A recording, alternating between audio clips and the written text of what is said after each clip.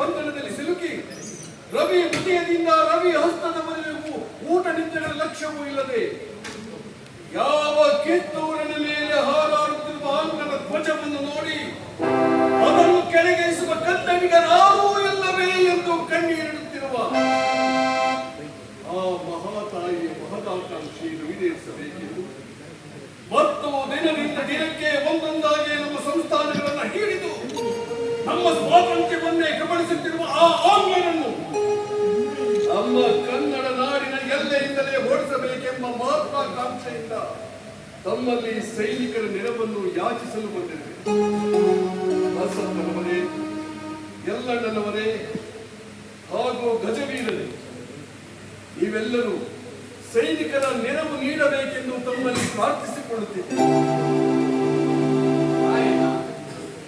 ಈ ಪವಿತ್ರವಾದ ಕಿತ್ತೂರಿನ ರಾಜಗದ್ದುಗೆ ಅನ್ಯರ ಅವಿವೇಕಿಗಳ ಕೈಗೆ ಎಟುಕದಂತೆ ಎಚ್ಚರ ವಹಿಸುವುದು ನಮ್ಮಗಳ ಕರ್ತವ್ಯವಲ್ಲವೇ?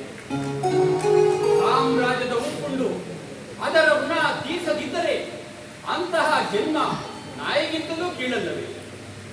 ಒಗ್ಗಟ್ಟಿನಲ್ಲಿ ಬಲವಿದೆ ಎಂಬ ನಾಣ್ಣುಡಿಯನ್ನು ಕೇಳಿಲ್ಲವೇ? ಕನ್ನಡಿಗರಾದ ನಾವು ಒಬ್ಬರಿಗೊಬ್ಬರು ಸಹಾಯಕರಾಗಿ ಈ ನಮ್ಮ ಕನ್ನಡ ನಾಡಿನ ಸ್ವತಂತ್ರವನ್ನು ರಕ್ಷಿಸಿಕೊಳ್ಳದೆ ಹೋದರೆ ಮುಂದೆ ನಾವು ಸ್ವತಂತ್ರರಾಗಿ ಬಾಳುವುದು ಸಾಧ್ಯವಿದೆ. ನಡೆ ರಾಯಣ್ಣ, ನಡಿ, ಇನ್ನು ಆ ಆಂಗ್ಲರು ಎದೆಗುಂದದೆ ಹೋರಾಡು. ನಿನಗೆ ಬೇಕಾದ ಸ್ಥೈರ್ಯವನ್ನು ನಾನು ಕೊಡುತ್ತೇನೆ. ನಿನ್ನ ಸಾಮರ್ಥ್ಯದಿಂದ ಇಲ್ಲಿನ ಕೆಲಸವನ್ನು ಮಾಡುತ್ತಿಲ್ಲ. ಇದು ನಮ್ಮ ರಾಜ್ಯದ ಗೌರವ ಪ್ರಶ್ನೆ. ಇದರಲ್ಲಿ ಪಾಲ್ಗೊಳ್ಳಲು ಕರ್ನಾಟಕದಲ್ಲಿ ಹುಟ್ಟಿರುವ ಎಲ್ಲ ಕನ್ನಡಿಗರನ್ನು ಕರ್ತವ್ಯ ಆಗ್ತಾರೆ. ಆಗಿಲ್ಲವಾದರೆ ಸಾವಿರಾರು ಮೈಲಿಗಳ ದೂರದಿಂದ ವ್ಯಾಪಾರಿ ವೇಷದಲ್ಲಿ ನಮ್ಮ ದೇಶಕ್ಕೆ ಬಂದು ನಮ್ಮ ನಾಡನ್ನು ಒಂದೊಂದಾಗಿ ಕಬಳಿಸುತ್ತಿರುವ ಆ ಆಂಗ್ಲರನ್ನು ಹೊಡೆದೋಡಿಸದೇ ಇದ್ದರೆ ನಾವು ಒಮ್ಮನಸ್ಸಿಂದ ಕಾರ್ಯವೆಸಗದೇ ಇದ್ದರೆ ಈ ಭೂಮಿಯಲ್ಲಿ ಒಂದು ಬೆಂಕಿಯ ಕಿಡಿ ಹೆಸರು ಇಡೀ ವರವೆಲ್ಲ ಹೇಗೆ ದಹಿಸುತ್ತದೋ ಹಾಗೆ ಈ ಆಂಗ್ಲರು ನಮ್ಮ ದೇಶವನ್ನು ಕಬಳಿಸದೇ ಆದ್ದರಿಂದ ಆಂಗ್ಲರನ್ನು ಈ ದೇಶದಿಂದ ಓಡಿಸಬೇಕಾಗಿರೋದು ನಮ್ಮೆಲ್ಲರ ಕರ್ತವ್ಯವಾಗಿದೆ. ಇದಕ್ಕೆ ನಿಮ್ಮ ಸಹಮತವೇನು ಬಸಪ್ಪನವರೇ? ಗಜವೀರರ ಮಾತು ಸಾಧುವಾಗುತ್ತದೆ.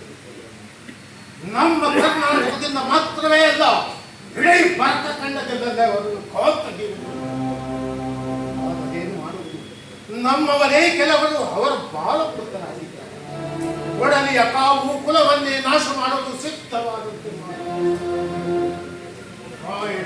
ಆಂಗ್ಲರ ವಿರುದ್ಧ ಹೋರಾಡುವುದು ನಮಗೆಲ್ಲರಿಗೂ ಸಂತಸದ ವಿಷಯ. ನಾನು ಸಹ ರಾಯಣ್ಣನೊಡನೆ ಹಿಟ್ಟು ಹೋರಾಡುತ್ತೇನೆ. ಕಿತ್ತೂರಿಗೆ ಸ್ವಾತಂತ್ರ್ಯ ಸಿಗುವವರೆಗೂ ಇದೋ ಈ ನನ್ನ ಬಿಚ್ಚಿದ ಕತ್ತಿಯನ್ನು ಮತ್ತೆ ಹೊರಗೆ ಸೇರಿಸುವುದಿಲ್ಲವೆಂದು ಕನ್ನಡ ತಾಯಿ ರಾಜರಾಜೇಶ್ವರಿ ಎದುರು ಪ್ರಮಾಣ ಮಾಡಿ ಹೇಳುತ್ತೇನೆ.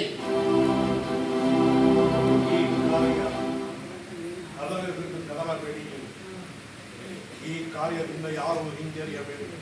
ಕನ್ನಡಿಗರ ಕೈಚಳಕವೇನೆಂಬುದನ್ನು ಆಂಗ್ಲರಿಗೆ ನಾವೆಲ್ಲ ತೋರಿಸಿಕೊಳ್ಳೋಣ. ನಮ್ಮ ರಣಗರ್ಜನೆಯಿಂದ ಜನಜಾಗೃತಿ ಮೊಳಗಲಿ. ಶತ್ರುಗಳ ರಕ್ತದಿಂದ ರಣದೇವತೆಗೆ ಮಂಗಳ ಸ್ನಾನ ಮಾಡಿಸಿ ರುಂಡ ಮಾಲಿಕೆಯಲ್ಲಿ ಹಾಕಿಕೊಳ್ಳುತ್ತೇನೆ ಎಂದು ಇದೋ ಈ ನನ್ನ ಕಟ್ಟದಿಂದ ಕಟ್ಟ ಸಾಕ್ಷಿಯಾಗಿ ಪ್ರಮಾಣ ಮಾಡುತ್ತೇನೆ. ಕಿತ್ತೂರಿಗೆ ಸ್ವಾತಂತ್ರ್ಯ ತಂದು ಮಹಾತಾಯಿ ಚೆನ್ನಮ್ಮನವರನ್ನು ಬಂಧನದಿಂದ ಬಿಡಿಸುವವರೆಗೂ ನಾನು ನನ್ನ ಕೋಟೆಗೂ ಸಹ ಹಿಂದಿರುಗಲದೆ ಹಗಲಿರುಳೆನ್ನದೆ ನನ್ನ ಶರೀರದಲ್ಲಿ ಒಂದು ಹನಿ ರಕ್ತವಿರುವವರೆಗೂ ಹೋರಾಡುತ್ತೇನೆಂದು ಇದೋ ಈ ನನ್ನ ಕಟ್ಟ ಸಾಕ್ಷಿಯಾಗಿ ಪ್ರಮಾಣ ಮಾಡುತ್ತೇನೆ.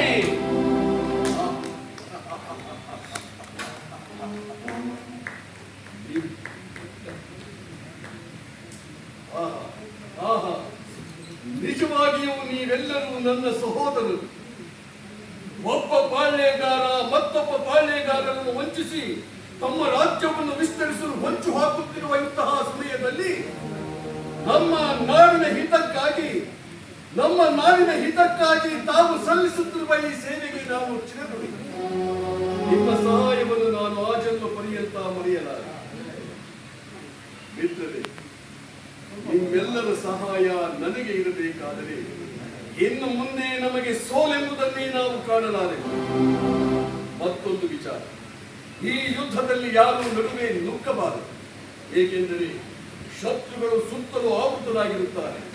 ಎಲ್ಲಿ ಶತ್ರುಗಳ ಸೈನ್ಯ ಕಡಿಮೆ ಇದೆಯೋ ಅಲ್ಲಿಂದ ಅವರನ್ನು ಸದೆ ಪಡೆಯಬೇಕು. ಆಗ ನಮಗೆ ಜಯ ಕಟ್ಟಿಟ್ಟ ಬುದ್ಧಿ. ಹಾಗಾದರೆ ರಾಯಣ್ಣ, ನಾವು ಎಲ್ಲಿಂದ ಒತ್ತಿಗೆ ಹಾಕೋಣ?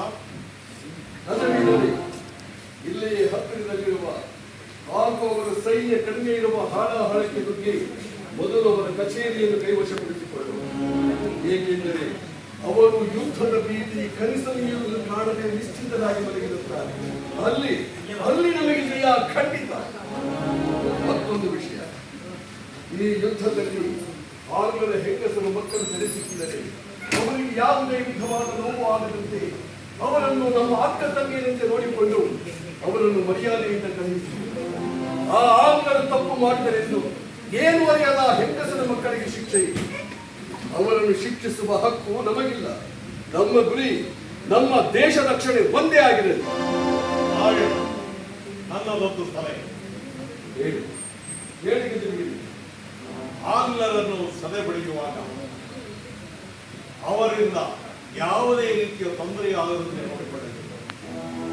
ಆಗ ಒಂದು ವೇಳೆ ಸದೆ ಬಡಿಯುವುದೇ ವಿಚಾರ ನಮ್ಮಲ್ಲೇ ಆಗಿದ್ದರೆ ಅವರಿಗೆ ಆ ವಿಚಾರವನ್ನು ತಿಳಿಸಿಯೇ ಯುದ್ಧ ಮಾಡೋಣ.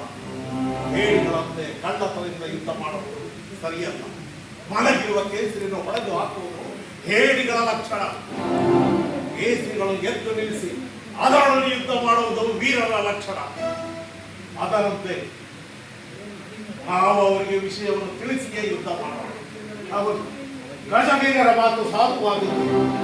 ನಾವು ಹೇಳಿಗಳಲ್ಲ, ಎದುರಿಗೆ ನಿಂತು ಹೋರಾಡುವ ವೀರ ಪಡುಗಲಿಗಳು ಎಂದು ಮುಗಿದ